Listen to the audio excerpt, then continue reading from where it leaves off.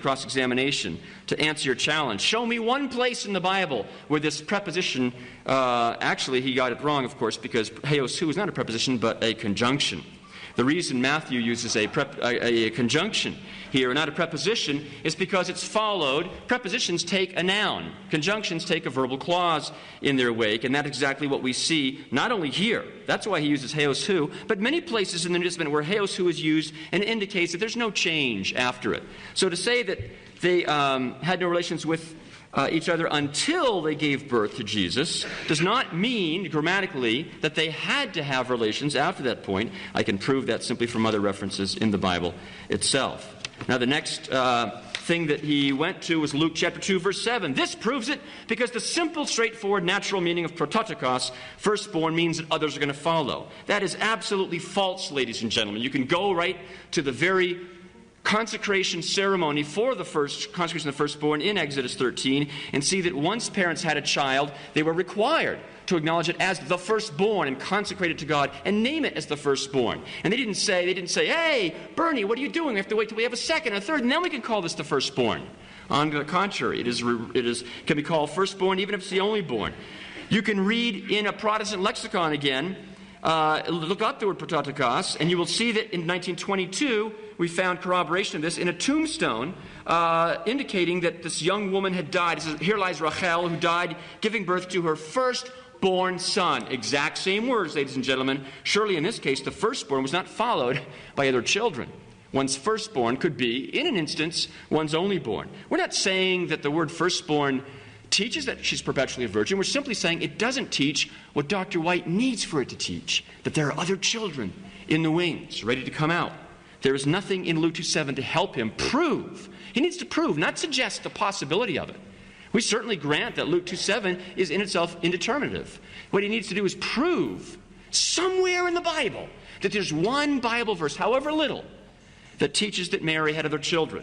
Matthew 1:18 doesn't prove it. Matthew 1:25 doesn't prove it. Luke 2:7 doesn't prove it. And lastly, all the references to the brothers of Jesus, which pose no problem to the Catholic.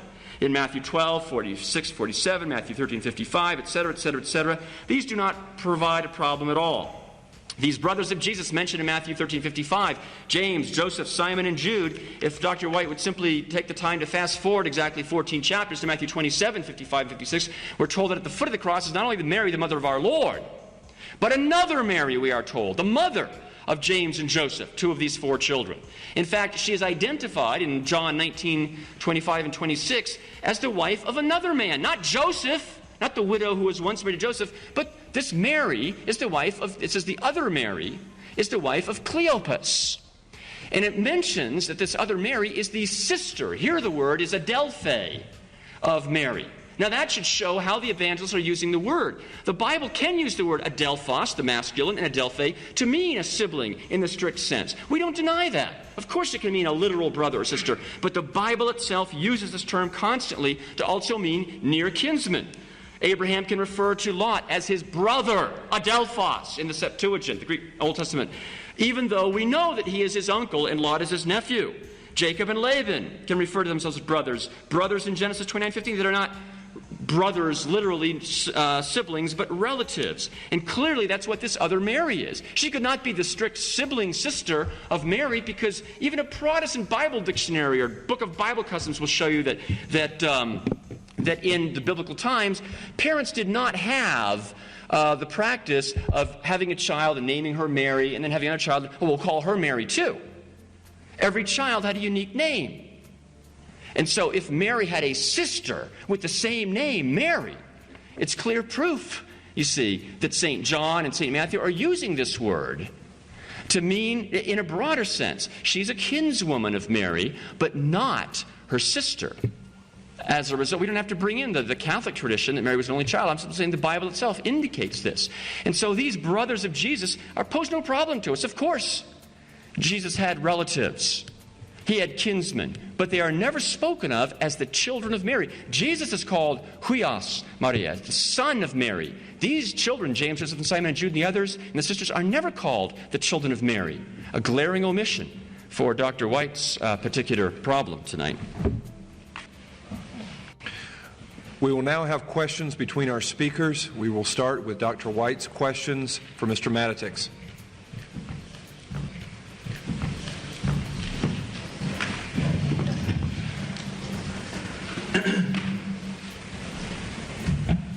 Mr. Matitix, in your last statement, you made the assertion that the standard lexicon of the Greek language is Bauer, Gingrich, and Dunker?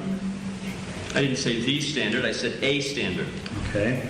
And did you indicate that that lexicon does not, in fact, give as the definition provided at Matthew chapter 1, verse 18, the definition that I provided in my opening statement, specifically, to unite in an intimate relationship, come together in a sexual context? It mentions that as one of the meanings of sunelthein, but it says it's not the only one because it can simply mean to marry. That was my point. So is it your assertion that this lexicon does not list Matthew 1:18 as the reference for the definition that I gave? No, that's not my point. You're again misrepresenting me as you have on other occasions. Are you not aware, sir, that Bauer, Gingrich, and Donker is out of date? It's now Bauer, Donker, Arndt, and Gingrich went through the edition change, and I'm quoting the third. You may be quoting the second. That's the same holds true in the third. Okay. And you've examined it in the third. Yes, I have. Okay. And so would you agree or disagree with its giving of that particular meaning of sexual union at Matthew 1:18? It mentions it as one of the meanings of the verb, but it says one can never conclude that the idea of sexual union is necessitated by the use of the verb sunelthein. And it says that about Matthew 1:18? Yes. Oh, okay. You mentioned the idea of the relationship of the brothers to Christ, Simon, Joseph, Judas, etc. You gave us an example of this, the Matthew 27 passages. You are aware, of course, that there are many scholars, including D.A. Carson and others, who have recognized that there are 4 women in Matthew 27? Yes. Have you developed a refutation of that since that was presented to you a number of years ago by Dr. Svensson?